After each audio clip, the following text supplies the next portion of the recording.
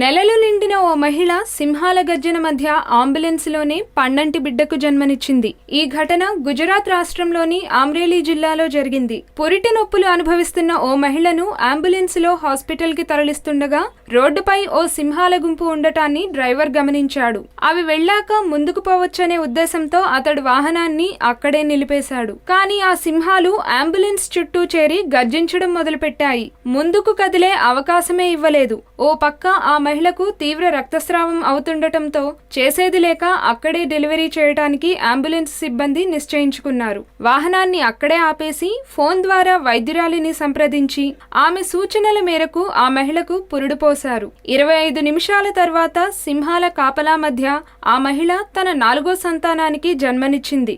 ఆ సింహాల గుంపు అక్కడి నుండి వెళ్లిపోయిన తర్వాత ఆ మహిళను ఆసుపత్రికి తరలించారు. తల్లి బిడ్డ ఇద్దరూ క్షేమంగా ఉన్నారని డాక్టర్లు నిర్ధారించారు. చాకచక్యంగా వ్యవహరించి తల్లి బిడ్డను కాపాడిన సిబ్బందిని అందరూ అభినందించారు. ఈ వీడియో మీకు నచ్చినట్లయితే లైక్ చేయండి, షేర్ చేయండి. మరిన్ని అప్డేట్స్ కోసం మా జనహితం టీవీని సబ్స్క్రైబ్ చేయడం మాత్రం మర్చిపోకండి.